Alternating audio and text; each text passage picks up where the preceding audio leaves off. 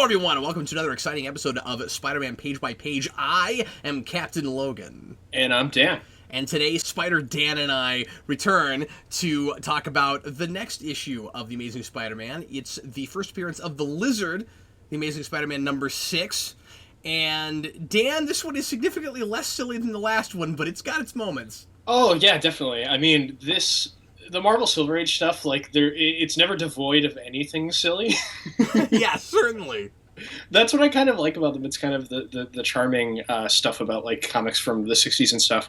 But yeah, this one, has some thematic stuff going on related to Peter Parker's character and, some general science fiction stuff that we've seen in a million other things. But I don't know, it's kind of, it's done okay here. I think I've obviously seen better stories with the Lizard even in this run later on. I think the Lizard shows up again while Stanley's writing it. I'm not sure off the top of my head. But anyway, yeah. I liked this issue. I thought it was a big improvement over the last one. Not that the last one was bad. It was just really silly. Yeah, my big two takeaways from this are, A, the Lizard's origin doesn't change. No, it doesn't. And it is all here up front. I mean, I realize that most of this stuff remains canonical and is never, most of it isn't horribly retconned. I don't think. Right. Okay, certain characters are. But with Lizard, I was surprised by just how much of it was already there up front. Yeah, and going back and looking at this, now that we've had a movie that's kind of an adaptation of the Lizard's origin story too, if you look at the Amazing movie, it's the first Amazing Spider-Man movie. It's pretty faithful to this. Not necessarily in tone, and they obviously do change some things. He's not injecting serum into the brains of lizards and making a lizard army. It's a similar plot in that he's trying to turn humans into lizards. And when we get there, I wanted to talk a little bit about that and which plot we think we like better. Oh yeah, definitely, that'd be cool.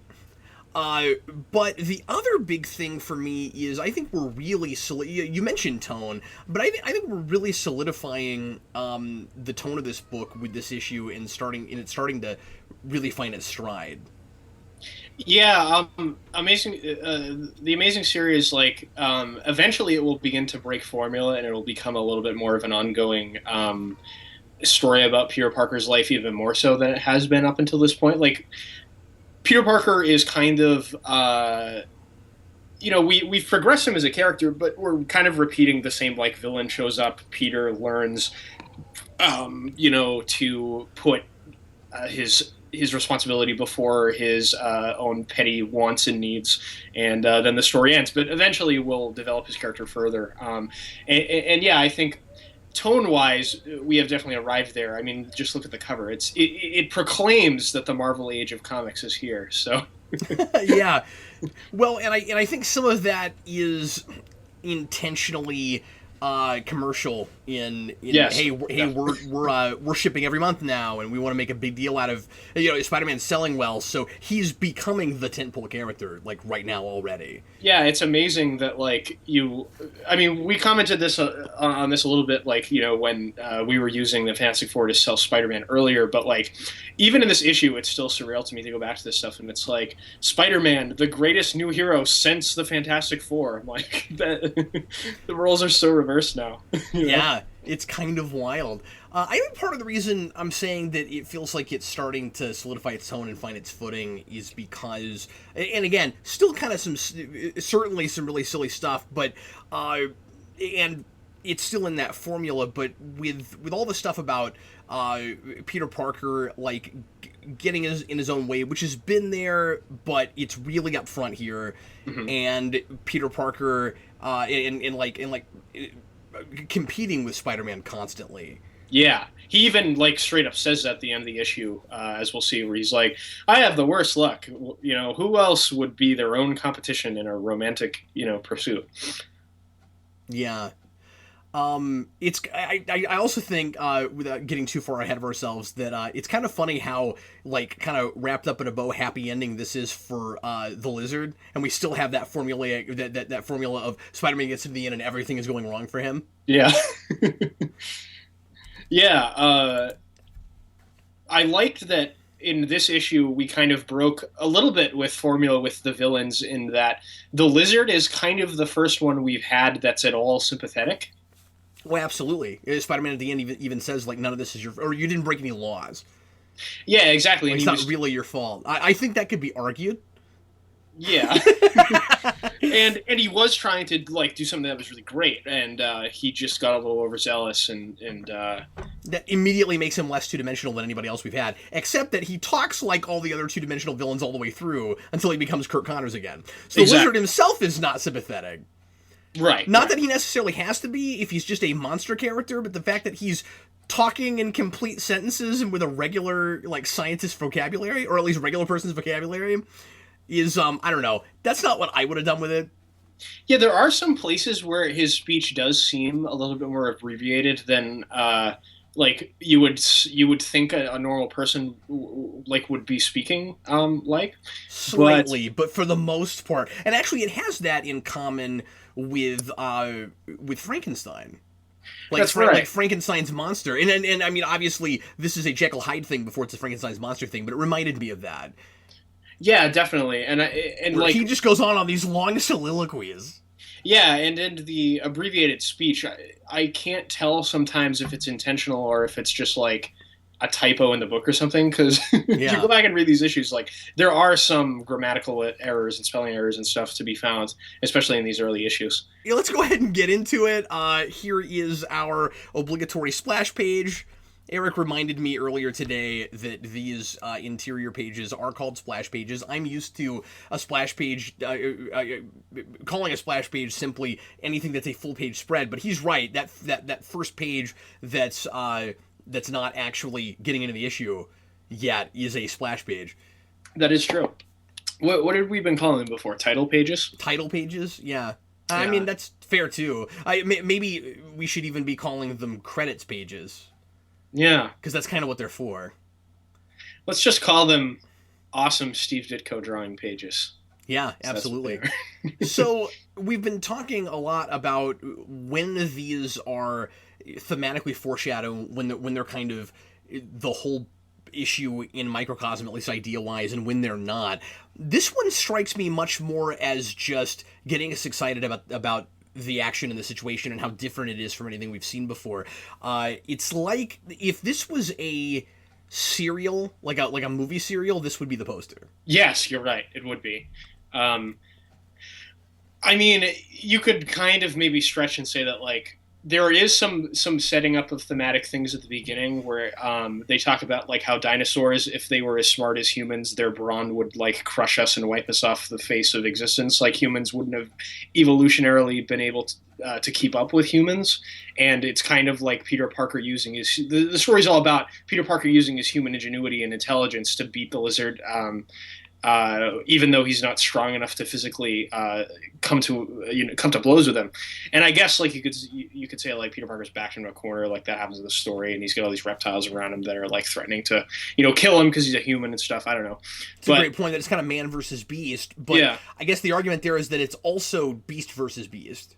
Mm-hmm. Mm-hmm.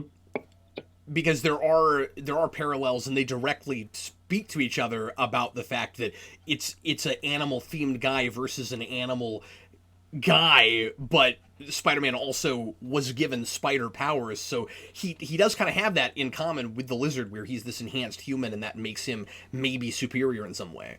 Yeah, he's kind of the man of two worlds in this instance. Yeah, absolutely. Thank you. That's what we do here on the show. I just go into, like, a really long explanation, and then Dan, like, articulates it in a really simplified way. That's what I'm here for. Thanks, Dan. No worries. Okay, so let's go ahead and get into this.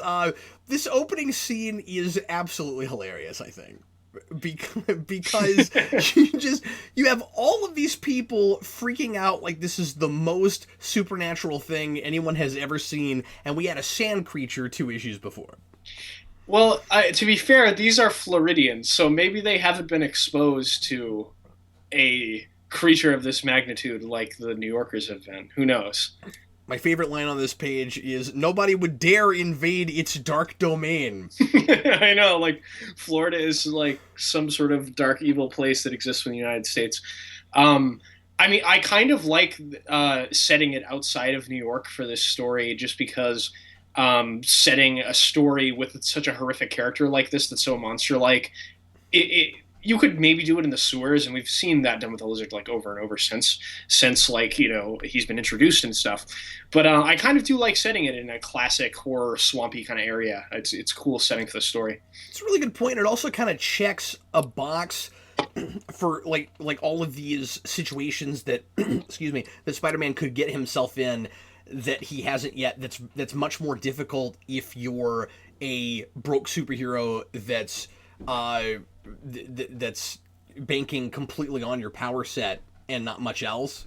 And that's one of the big things that Spider-Man is about, is that he's got finite resources. He doesn't always know what he's doing. And of course right now he's kind of just gotten started. So what happens if there's a threat he wants to face that's far away? Yeah, exactly. I thought one of the funnier that seems scenes, like a natural thing to do early. Oh yeah, definitely. And I thought, to your point, like one of the funnier scenes in this issue was when Peter Parker has to go ask Aunt May permission to travel to Florida. Yeah, I love that. It's also interesting to note that even though we do already have a Spider-Man, as we keep saying, that is a real hero and is trying to help people regardless of what he wants, this is a more self-serving kind of issue, right? This is a self-serving reason that he goes to fight the bad guy. He's not really worried about stopping the lizard. This is something that he wants to do for himself. Yeah, exactly. And he kind of makes some quips later on in the issue when he saves like Liz Allen and stuff, and is a little bit of a show off. And he's like, I know I'm supposed to be the good guy, but I just can't resist rubbing it in Flash's face just a little bit, Well, and that's kind of, you're right. That's kind of a motif, isn't it? He's trying to rub things in Flash's face. He's trying to rub things in J. Jonah Jameson's face. Yeah, exactly. He's trying to get his comeuppance as Spider-Man because he can't do that as Peter Parker, and he has to keep all these things a secret. The entire reason that he goes to Florida in the first place is to kind of just rub J. Jonah Jameson's nose and stuff, and to get pictures. Yeah, exactly. Basically, just to kind of make a buck, Yeah. Before we move on from this page, I just noticed this. I'm looking at these floating heads. Floating heads have reared their heads again. They've reared their floating heads. The one that says it has the strength of a dozen bulldozers looks like Rodney Dangerfield for some reason. Oh, it does. That's very strange. But yeah, those guys are all hilarious. I feel like Stan Lee is very much on his plotting game this issue, and I guess he and Ditko together, because we keep talking about how we have to give Ditko, of course, a lot of credit for that. But he's a little off his dialogue writing game, I think, from what we've had before. I think Peter's dialogue in this is very often really stilted and sounds like it doesn't go with his personality so well. He sounds like he's talking kind of wooden, like he's a Golden Age superhero, but doing Spider-Man things, and they're not really meshing for me. Especially at the end of the issue, where he kind of, like I said, with Liz L and that whole situation, he's in all of the romantic pursuits. He's like, now I'm going to call Betty to see if she will date me tonight. And I love that. That's the lie. It's not to see if she wants to go on a date. To see if she'll date me tonight. Yeah. Then she's not available. Anyway, we'll get there. So, Spider-Man's looking at the Daily Bugle, and there's been a challenge, which is hilarious, which is so great. The Bugle challenges Spider-Man to defeat the Lizard. He might as well sell tickets. I love the idea that J. Jonah Jameson is like scouring the country for like supervillains to challenge Spider-Man to fight. So then when he doesn't fight them, he can just rub it in his face. It's like the hilarious, dirtiest PR game ever. It's awesome. And Jameson puts Peter in this impossible situation, and I'm not complaining when I say this, because this very much seems like a thing Jameson would do, but it absolutely cracks me up, because he says, and this whole situation is so funny. I like genuinely funny. I think it's really great.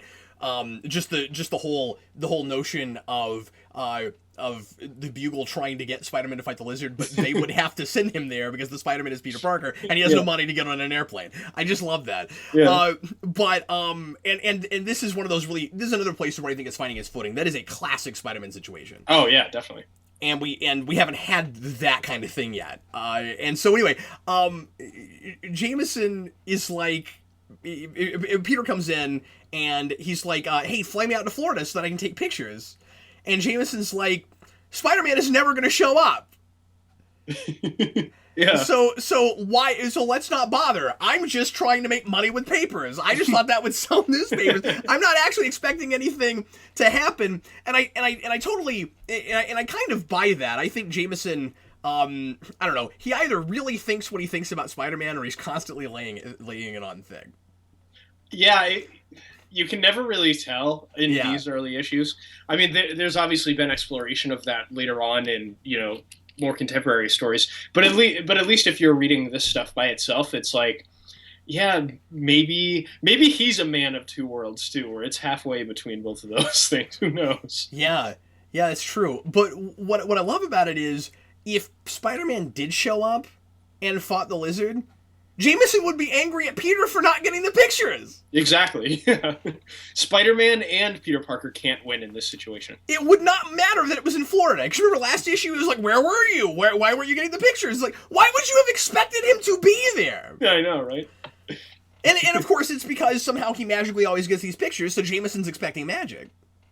Yeah, and the funny thing about the relationship those two have, for me, has always been that Peter Parker isn't even fully employed at the Bugle. He's just like some freelance photographer, Yeah, Jameson acts like he totally owns him. Yeah. He's like, where are my pictures? And what if Peter was like, well, I won the lottery. I don't need to give you pictures anymore. Yeah. So now Betty and Peter are starting to kind of talk like they might strike up a relationship. Yeah, I've always said this before. I really like Betty. The relationship they have gets more interesting later on, and I just want it to happen, and it will be happening in the next few issues here, I believe. So that'll be cool. I like that he says he wishes she was the publisher. Yeah.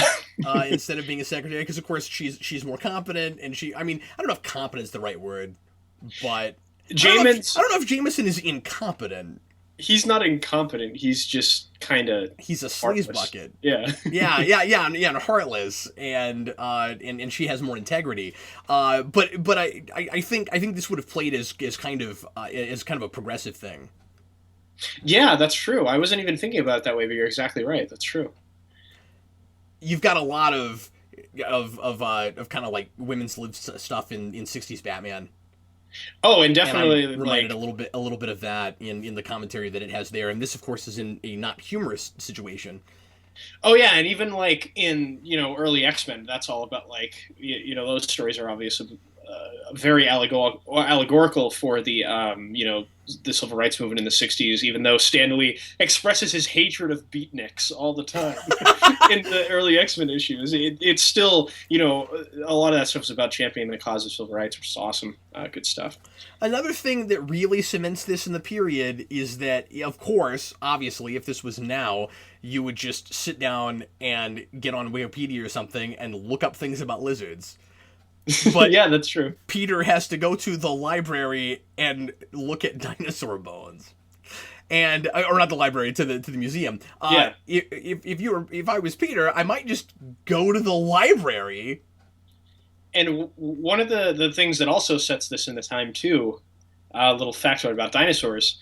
Scientists now believe that the closest living relative that most dinosaurs have are actually birds. So. Right. The thing about lizards wouldn't apply now. Of course, back then everyone believed that they were closely related to lizards. So Stan Lee at least did his homework on that one. It wasn't like, oh, radiation turns you into giant hulking green things. Like... Oh, I kind of wish it had been that though. Yeah, right. That would have been great. Stan Lee, you're just ripping off Godzilla. Why is this issue Spider-Man versus Godzilla? It might have been funny if it was a giant lizard Because, like, Kirk Connors turns into an enormous lizard. But then the Tick does that. The Tick takes this and turns it into Dinosaur Neil. Well, if they did that, this would have been probably the inspiration for that Japanese Spider-Man series where he just fights giant monsters in a Spider-Man Megazord at the end of every episode. That's absolutely right. I also want to mention that this museum stuff is really good foreshadowing for what happens later in the Lizard's whole plan, where you have somebody who's giving a tour or giving a lecture and tells the kids that if the dinosaurs had been smart, had the brains to go with their might, they might still rule the Earth today. And that's exactly what the Lizard is trying to do. Yes, exactly. It's all about kind of the primality of animals that aren't human and their brute strength versus the fragility of humans physically, but we have the intelligence to beat them, and that's where the happy ending of this story comes from. Yeah. So our brains matter more than our brute strength and our might, but we have to have it's a Spider-Man story, responsibility to use our brains responsibly. Exactly, and that was a dumb sentence. We need to use our brains responsibly. Well, that's one of the interesting things about Kirk Connors as a foil for Spider-Man in this issue, is that he does use his brain responsibly in that he's trying to help people. He just is irresponsible in his application of trying to do something responsible. Yeah. He's just kind of reckless. And it's played in a lot of other versions of this, and like going farther with it as trying to take a shortcut, trying to take the easy way instead of doing it instead of really taking your time and understanding the science before you start mucking with it. Well, and it doesn't really state this in the story because you assume that they're moving so fast just for brevity because they only have 21 pages to tell this story. Yeah. But it appears as if we'll get there that Kirk Connors he's just okay, the test animal grew back its arm, time to test it on me immediately afterwards. That's exactly what happens. Yeah. I think the way Peter Parker solves it is problematic given that, but we'll talk about that when we get there. So conveniently, thieves and kidnapping Liz. Yes. Naturally, so we have to have that. Is this the first time that Spider-Man has tackled two unrelated threats in the same issue? Well, we did have in the first issue the whole Fantastic Four stuff where it was split into two parts, remember? And then there was a rocket story at the end that wasn't related at all. Yeah, but it wasn't related at all. This is like on his way to dealing with the main thread of the story. He's gonna deal with this other thing, and this is another staple of Spider-Man where he'll deal with some kind of minor, not really important thug or villain or something, which is why people have been wanting to see more of that in the Spider-Man movies. Yeah, and we did have this in issue 4 too, where those guys Spider-Man tried to beat them up before. Oh yes, right. Yeah, but this is more of a plot he's foiling. Yeah, the thugs are more integral to the plot in this one, which is good. And when we get to the Enforcers, they will be the main villains of the issue, which will be fun. In issue 10. Enforcers? Yeah, they're awesome. Ooh, I don't even know what that is. Oh, wait till you see Fancy Dan. He's awesome. Ooh, hey Dan, I can't wait to see Fancy Dan. He's awesome. So, Spider-Man saves Liz and calls her Blue Eyes, and now she thinks that Spider-Man has a crush on her. Yeah, that struck me as a very, you were talking about before, a Golden Age superhero kind of thing to say. Hey, they have blue eyes. Yeah, and I don't know if Stan Lee meant it that way or if it was more Peter Parker likes her, so he is being flirty in the Spider-Man suit. That's totally what it is. I feel like that could have played better even for this material. And I'm trying to certainly, as always, have historical perspective. I think even putting myself in this period as much as I can, that's maybe not the best line. Yeah, that's true. It might have been cool if it was this is sticky because you don't want it to be a tell or to be so obvious to the reader that you're like, hey Liz Allen, how come you can't tell that that's Peter Parker under the mask? But it might have been cool if it was something a little bit more personal, like something that only Peter Parker would say. You know who I am. It's just too generic. Yeah, see, that's way better dialogue writing. Is this I'm just gonna keep asking you about firsts because you know these better than I do, and of course we've talked about these, but I'm pretty sure this is Spider-Man, specifically, obviously in costume, Spider-Man's first meeting with J. Jonah Jameson. I don't. Or is it not? I don't think. Well, he's like put the web on his chair before. That doesn't count. And written him notes, but I think this may be the first time he's like directly interacted with him in the same room. Yeah. And part of the reason I can't remember is because I've also been watching the 90s animated show a lot lately, and I'm having a really hard time for keeping this and that from blending in my brain. There's a lot of this stuff in the early 90s show, which is awesome. And this issue has had the most of it so far. Yeah, yeah. Especially because the lizard stuff is almost off the page. It is. That's true. The lizard stuff in that show I always really liked. I mean, yeah, I realized that Spider-Man doesn't go to Florida in that show. That it was all in the sewer. Yeah. So Spider-Man is kind of intimidating J. Jonah Jameson into sending a photographer. What if he sent a different photographer? I don't think Jameson has any of them. That's like the big thing I don't get here, because to your point from earlier about how Peter Parker is not a staff photographer, you would not put a random freelance kid on an airplane. I don't think J. Jonah Jameson has any other photographers. He has no staff. He has to have other photographers. The only thing Peter is taking pictures of is Spider-Man and Spider-Man related things. Obviously, the Daily Bugle cast gets more fleshed out later on, but at this point, it just seems like Betty, Jameson, and Peter are the only people that work there. Yeah, have we not had what's his face yet? No Robbie. No Robbie. Okay. Yeah, I forget what Robbie's first appearance is, but it's not here. No, we haven't seen him yet. I love Robbie. Great character. So now J. Jonah Jameson is gonna lay down the bombshell that, yes, Peter, you are in fact going to get to Florida, but I'm coming with you. And Peter is absolutely horrified.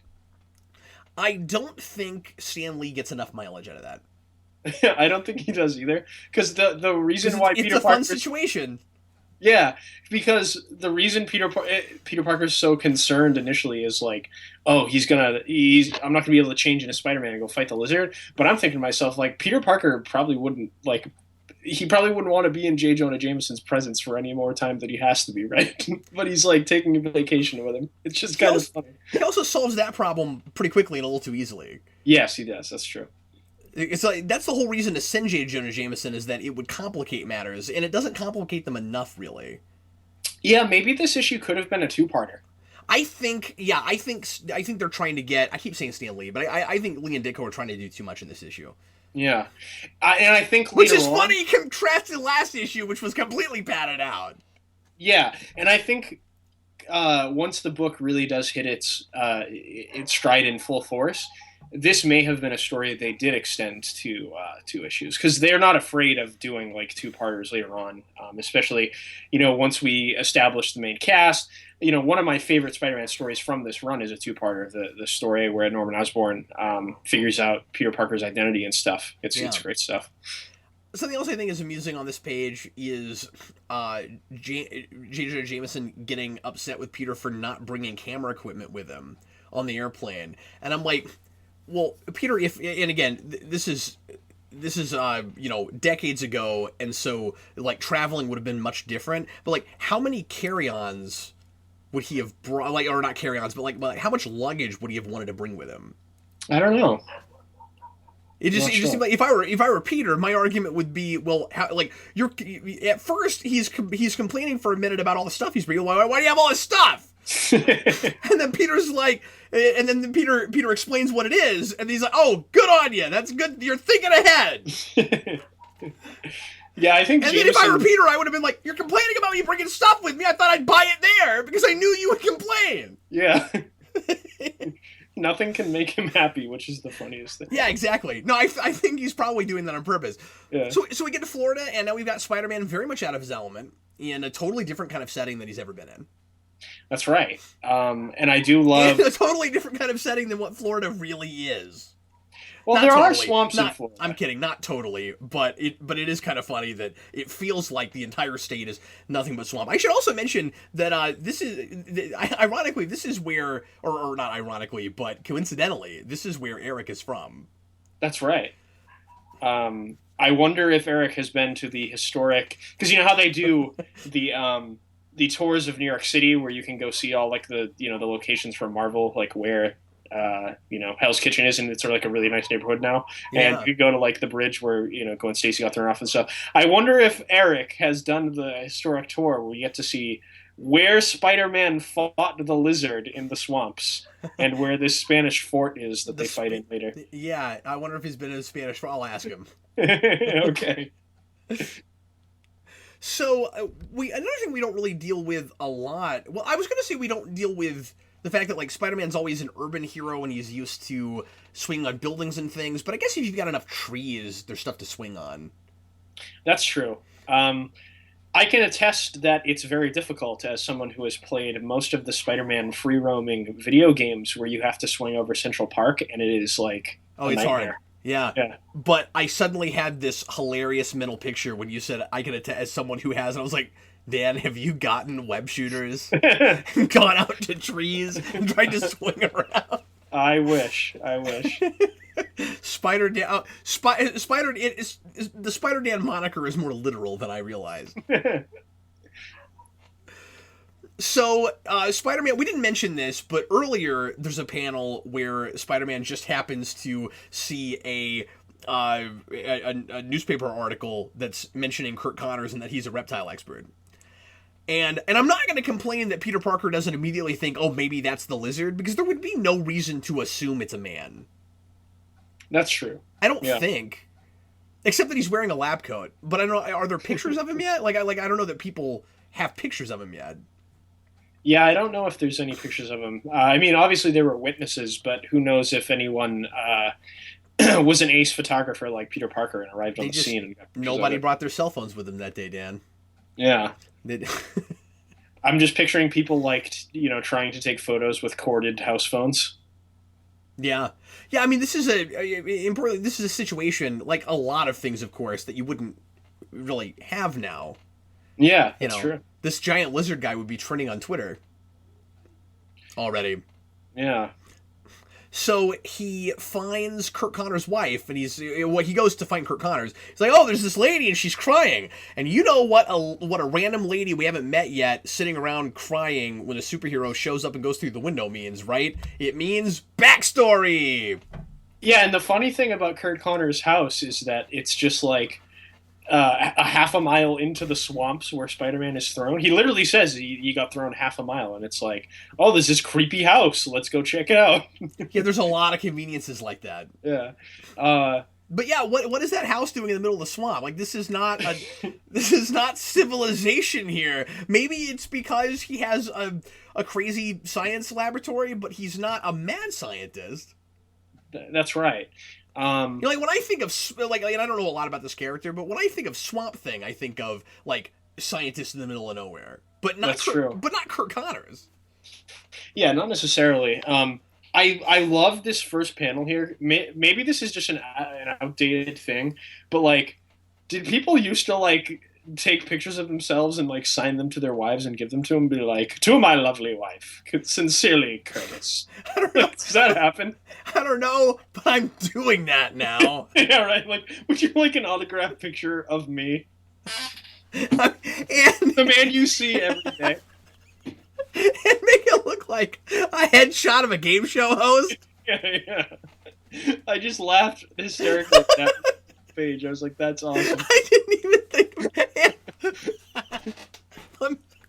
What makes it even better, I'm sorry, I'm losing it. What makes it even better is that because Dan thinks that's so funny, that completely changes the way I look at and interpret Spider-Man going, what? Yeah, right? He's like, you want that to continue? Why would any man do this? Like I said, maybe it's something that people used to do in the '60s that just isn't No, practiced it anymore. is, but it might be, but it's so funny now. I'm gonna do that. I'm gonna do that, and with no context whatsoever, I'm gonna hand my wife a headshot of me, and I'm gonna like to my lovely wife and sign it and see what she does. Your full name, like Curtis does here. Yeah, well, not full name. It's just his first name. Right, but his full first name. Yeah, but yeah, I'll just write. No, I'll write Captain Logan. I'll be like to my lovely wife. Sign to my wife. Sign Captain Logan, and then I just see what the expression. It'd be even better if I like wrapped it. I was like, here's a present. Anyway, we'll get off that panel now. So we have the backstory. It just occurred to me that is it on the cover where he's wearing a purple coat and he's got a white coat? Yes, that is right. Your colorings that we use for the purposes of this are different than the original colorings because I realized that. I recently. can't remember Eric if pointed that out to me. like actual cover has the purple or the white coat. It might just be these recoverings. I haven't looked at that cover in a while. No. The cover does because I wasn't using these for the cover. Oh, okay. I'll look it up. I'm not sure, but there's a.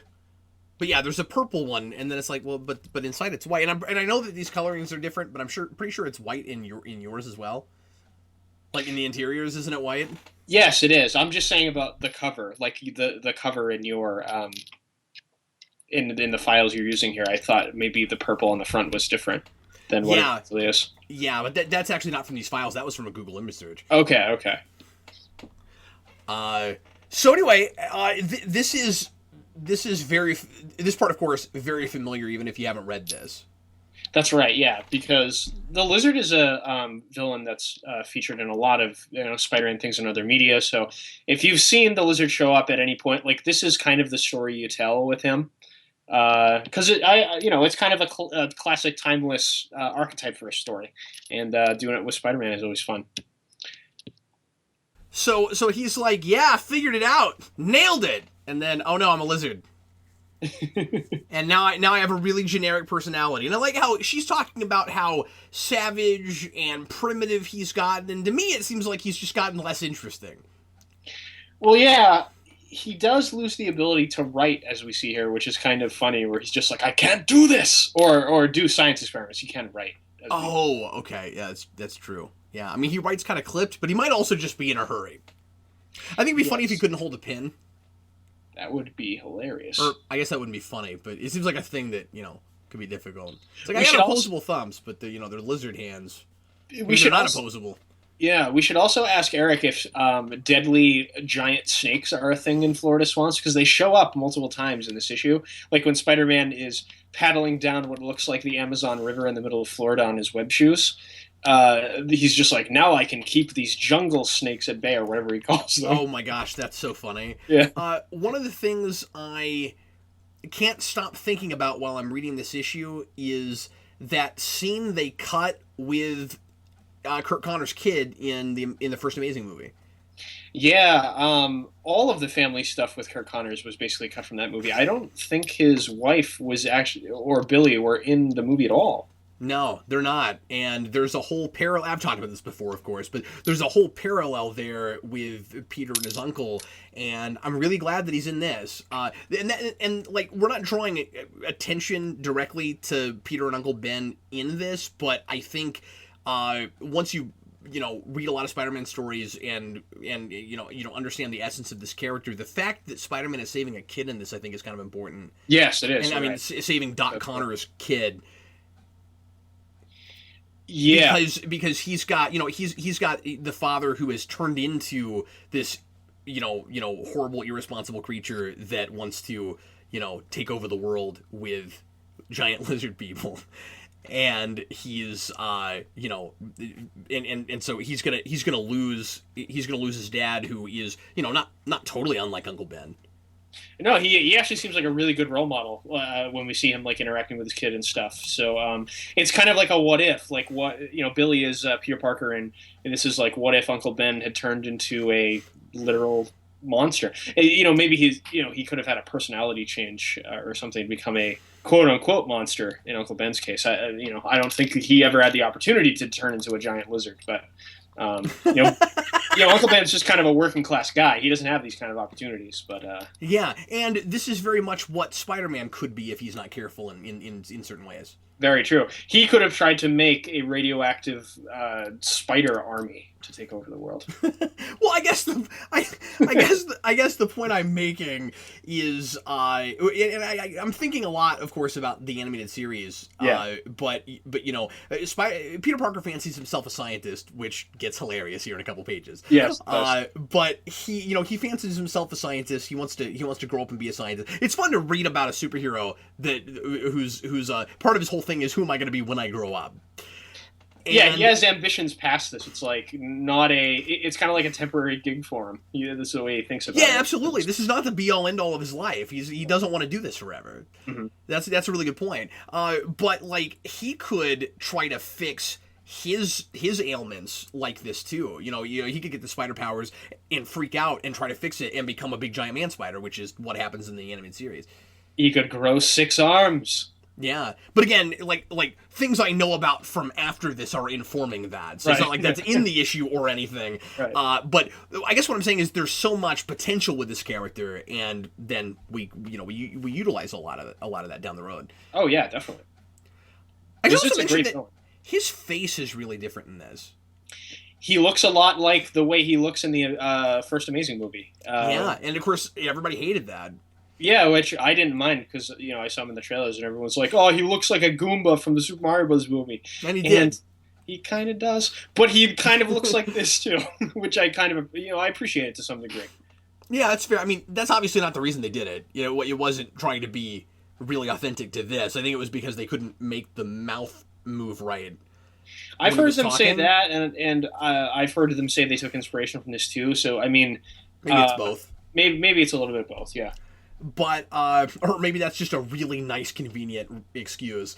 But it's also somewhat inconsistent in this because some panels he looks like he has a snout, and in some panels he doesn't. Yeah, if anything, it's always really small. Like it's never like the big pronounced snout you'll see drawn on him, like when Todd McFarlane will draw him, for example. And I mean, everybody knows how much I love McFarlane's art, but I love his lizard. Yes, me too. I love McFarlane on Spider-Man in general. He's great. Okay, so now we get to probably the funniest thing in the issue for me, which is Spider-Man goes, "If I can make this the right color, it will definitely work." Yeah. I just, oh my god, I love this knowledge of science here, and I love that Peter Parker is just like, I'm a science major in high school. Maybe you could major in things in high school in the 60s, but I sure couldn't. Yeah, now I should mention there are places in the country where you can. Okay. Rasco did. Oh, interesting. Apparently, where he lives, you could do that in Louisville, Kentucky. Apparently, you can do that. But I didn't have that either, and I'm pretty sure that wasn't a thing in New York in the 60s. But it might have been. But whatever. Yeah, it is pretty funny that he said a science major. But yeah, he's like, okay, we got this yellow chemical. We'll make it green. If it's green, then it'll... Like, how does he know it'll work? Yeah, and he specifically mentions that he's just like, I'm a science major in high school, therefore, like, I have a, immediate understanding of, all the scientific notes of this, this guy that was, like, in the military and was a medic and stuff.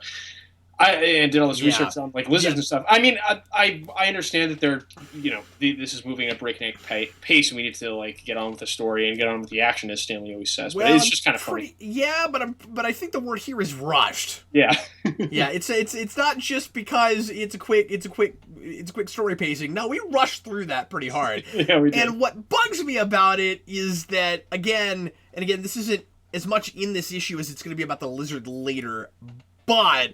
It's hard for that not to inform me a little bit. However, it does bug me a little bit that the reason he becomes the lizard is because of easy science, and Spider-Man fixes this problem with easy science.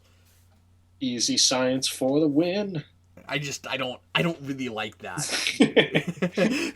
just because it kind of messes with the whole with the whole responsibility message a little bit. That's true. Yeah. But it works! Eureka! One try. I do like that Peter is not so full of himself about being a scientist.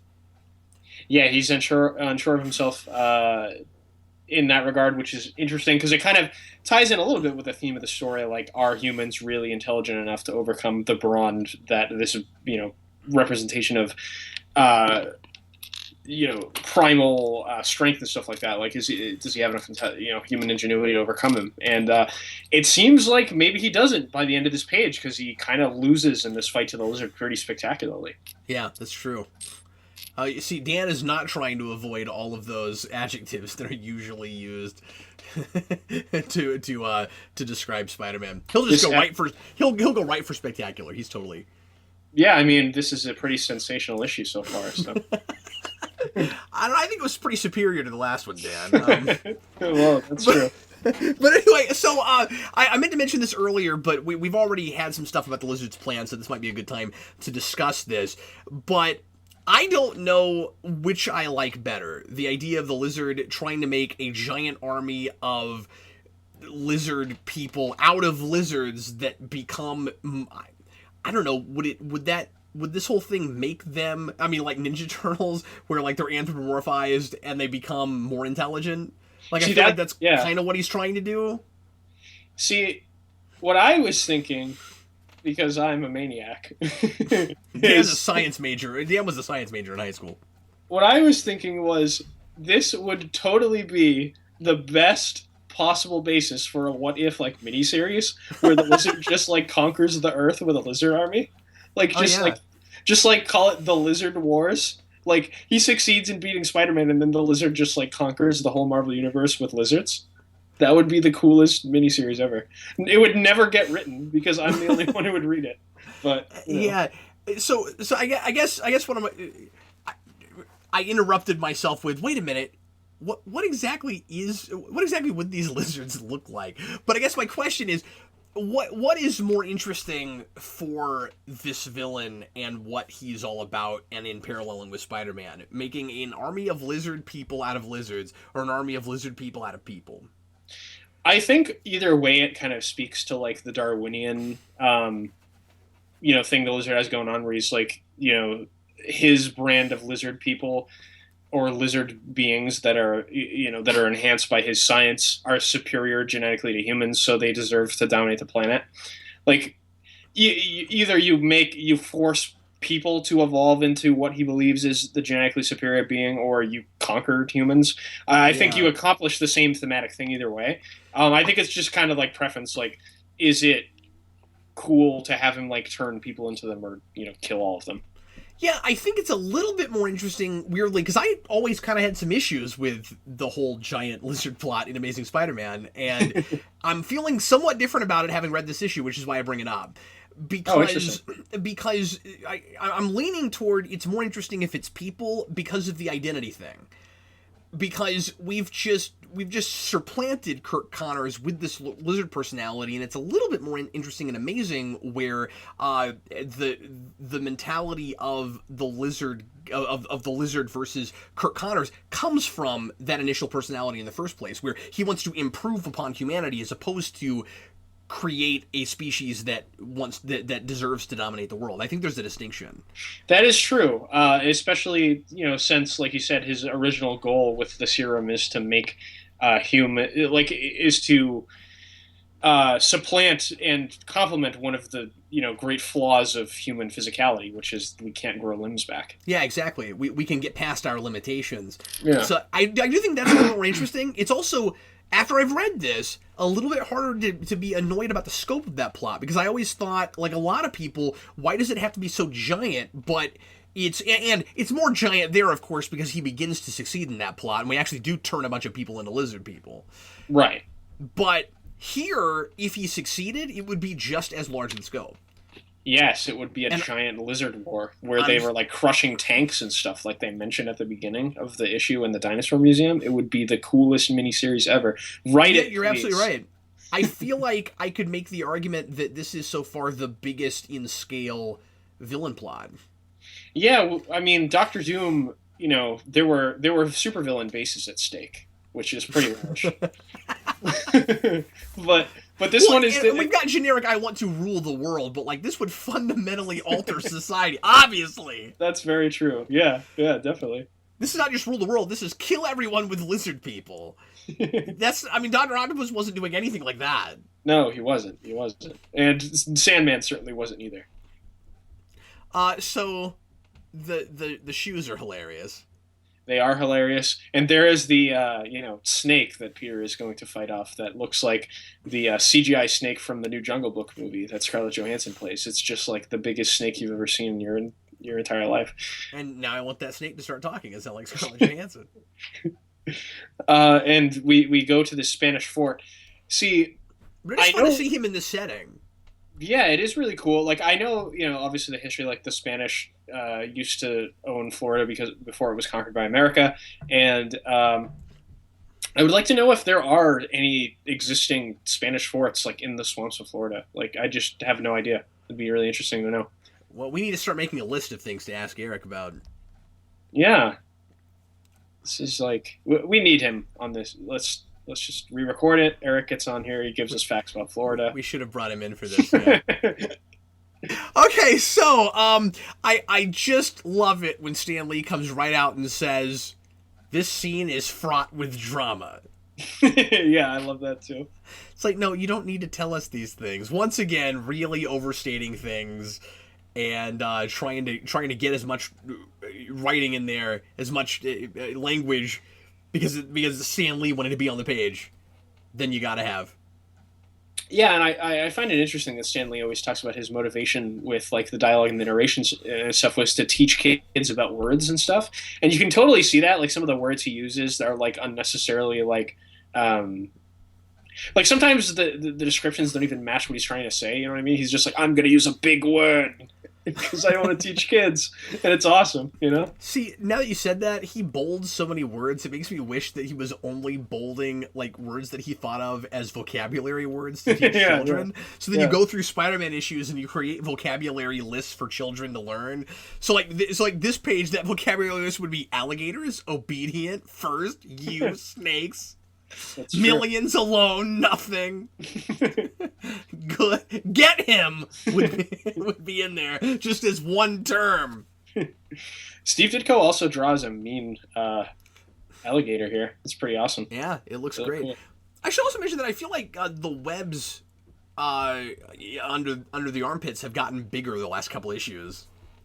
Yeah, a lot of people are split on the web armpits. Some people like them, some people don't like them. I kind of like them. I think they're cool.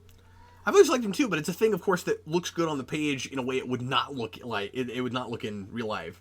Oh, I disagree. I know you want it. I don't see it. I had Spider-Man underoos as a kid with webbed armpits, and they were the best thing ever. So lots of cool action here in this fort. This is a really good idea. What are you laughing at? I just said that I had Spider-Man underoos with webbed armpits on them as a kid, and we just like moved on to the next page. Like, okay, I'm in no way surprised by that. Yeah, this is Dan Torre. I'm sorry. Did that require a response? No. What do you expect me to be like? Oh, what? Dan Torre had Spider-Man underoos? They were awesome, and they looked great in live action. That's why Holland, wear them, please. That's why Dan was so excited when Iron Man said underoos in that trailer, and you had people that were like, "What are underoos? I don't know what that is." And then Dan's like, "Yeah, not only do I know what that is, but I had them." Yes, exactly. I had them. Anyway. So we are absolutely destroying this ancient fort. It's probably not ancient. No. From the era of the Spanish Empire when they ruled Florida, which is not ancient exactly. Yeah, but it's probably something that historians would want to see preserved. That's very true. I'll throw that one out there. Yeah, good job, Spider-Man. Good thing Peter wasn't a history major, otherwise he'd worry about these things. Yeah, absolutely. And so now they're inside it, and I don't know, just a lot of action, just Spider-Man fighting the lizard. Inside. Yeah, classic yellow backgrounds, but this time there's bricks. they're yellow brick backgrounds. Yeah, sometimes the bricks are green, sometimes they're yellow, depending on what panel we're in. And you'd think, well, I know I say this a lot, but you'd think with all this dialogue that there's a whole lot of story being told in these panels, but there's not. Nope. Take all the dialogue, take all of it out. It's just Spider-Man and the lizard explaining things that we're seeing happening on the page. Yes, exactly. Yep, and Spider-Man beats him with some ingenuity, or he's getting there. See, Ditko always, I mean, we saw it earlier in this issue too, but he always, in his run, some of the, classic images are Spider-Man in water. He just loves to draw Spider-Man in water. And it's because that is not his natural element. No, not at all. I mean, spiders don't do well in water. There are some water spiders, I think, but Spider-Man's not one of those. Just like, when Norman Osborn sings that song about flushing the spider out in the Raimi Spider-Man movie. Right. Yes, of course. So here's the thing I'm gonna mention, and this is hilariously nitpicky, but I think this is completely unintentional. I think it's so funny that Spider-Man shortens the Lizard to Liz in an issue that has Liz Allen in it. Oh yeah. When she gets, I think that's so funny. It is funny, yeah. I don't think that was intentional, but I can't help but laugh at that. And then he gives the Lizard his and knows that it's gonna work, the serum, and he turns back into Kirk Connors. Yeah, and I always love that panel of him changing back into Kirk Connors. It's always one of the images that sticks in my mind the most from this issue. You see it kind of everywhere in things that talk about the Lizard. That's one of the classic panels. Because it looks kind of cool, his floating head just slowly transforming back into a human. Yeah, that's right. It's like Animorphs. Yeah, it is. That's awesome. Hey, Kirk Connors' wife, that was maybe poor choice of words. If not for Spider-Man, I might never have held you in my arms again. Oh no, I still have just one arm. Why'd you have to say arms? No more autographed pictures for you, wife. What if there was a whole thing about how he autographed it with his old arm before he lost it? See, if we ever got to make a Spider-Man animated series, we'd concentrate on the weirdest things. Like there'd just be like autographed pictures of Kirk Connors everywhere. Yeah, there'd be this whole motif where he's like, "I'll never make that same autograph again. I did it with my old arm." And surprisingly, there's not a lot of concentration on the initial motivation for creating the serum. Yeah, it's not like in other adaptations where Kirk Connors is making the serum out of a wholly personal motivation. Like, obviously, in other adaptations we see, he's concerned about larger humanity, he wants to help people, but he also has a personal motivation in that he desperately wants to grow his own arm back. Yeah, in this, it's kind of reversed. It's like he happens to suffer from the condition he wants to help humanity overcome. Yeah, which is, and I kind of actually like it that way better. I'm just surprised we don't talk about it more. And again, maybe it's just real estate. We're trying to tell this story in 21 pages. Yeah. And this is really funny. So Jameson doesn't believe that the pictures of the Lizard are actually the pictures of the Lizard. Because Peter comes up with like the worst excuse as to where he got them in the world. He's just like, I bought them from a rando I met in Florida. I don't understand why he said that. I would have said, well, I got a tip and I went and found the Lizard. Yeah. I don't know why he doesn't say that. I don't know, maybe Jameson buys all the times that he finds Spider-Man. Yeah, that's true. And he gets angry with him if he's not there. If he like he expects him to have a sixth sense. He would not even begin to question that. No, he wouldn't. So I don't know why Peter does this. Like, Jameson doesn't care. He wouldn't care if Peter was breaking the law. No, he wouldn't. You're right. He just wants his pictures. I would love to know the number of panels where in Spider-Man history where Jameson is shaking his fist. Me too, because it's a lot. That would be a hilarious statistic. And once again, Peter is everything's going wrong by the end. So like we went from yay, I got my most hated enemy to send me all the way to Florida to fight the Lizard. And it ends with, and now I owe him for plane fare and half a hotel room. Yeah. And he can't get a date. Because of himself. But he's trying every woman he knows. Which are a whopping 2. Yeah, yes, but if he knew 5 right now, I think he would do the same thing. Oh, well, she's not around. I'll try her out. Oh, well, no MJ. I'll try Gwen. True. No Gwen. I'll try this other person. Yeah. I thought that was so funny. It was really funny. Liz Allen is ridiculous. Yes, she is. She's waiting for a costume superhero to call her on the phone. Yes, it is hilarious. And how would she know that it was actually him? That's a really good point. Because I've heard his voice before. They're actually going to FaceTime through that phone. So Dan, any last words? Anything else you want to mention about this one? No, I think it's awesome that we're finally getting a recurring villain to come back. The Vulture is going to be in the next issue. Vulture next issue. I'm surprised that we do that early within the first 10. Yeah, Vulture's awesome. Everyone hates on him, but I love him. He's great, and we're bringing him back this early. It's awesome. I wonder what the choice, why that choice was made. Like, I wonder if it was Stan Lee thinking that he was going to be the big popular villain, or if people were writing, letters. Because I haven't been reading, because I don't have them in this particular set, I haven't been reading the letters.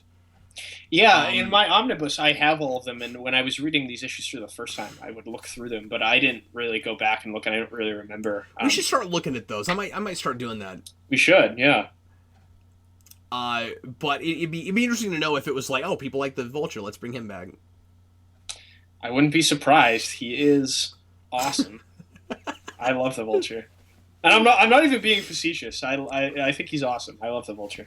No, I know you're not. You're just fighting all the people that are like, who cares about the Vulture? You're like, me! I care. Oh, people don't... There is not enough appreciation for Spider-Man's individual rogues gallery. Like, everyone says that he has a great rogues gallery and stuff, and then people be like, all of his villains are dumb except for, 3 of them. I'm like, come on, people. They're all awesome. Well, not all of them, but a lot of them are. Well, everybody, thanks as always for listening to Spider-Man Page by Page. Dan and Get off my lawn! Dan and I will be back with you again next week with a review of Amazing Spider-Man number 7. And Dan, we should probably go back and hit the special and the annual that we missed. The Fantastic Four stuff with Johnny Storm? Yeah, probably. I mean, that's collected in the omnibus. Yes, it is. Those, I mean, they're not, like, connected really continuity-wise, but they were published before the Doctor Doom issue. They're in the omnibus. They're ordered, like, right after 4. So, I don't know if you want to do the Vulture one next or those those 2 stories. Okay, we'll talk about it. We'll probably do Vulture next. I wanted to ask you about it because I didn't know how relevant they were. I mean, they're fun stories, and they're at least the one with the entire Fantastic Four is kind of like a classic Spider-Man thing. So we should look at them at some point. It'd be fun. But okay, cool. But it's not really that important what order we do that in, probably. No, because a lot of that stuff, since it's not in Amazing Spider-Man, it's a lot of just Spider-Man in the costume. It's not like Peter Parker interpersonal, drama relationship stuff. So there's not some chapter of that we're missing. Right, exactly. Okay, cool. Well, thanks again for listening, folks. I'm Captain Logan. And I was Dan. We'll see you again next time.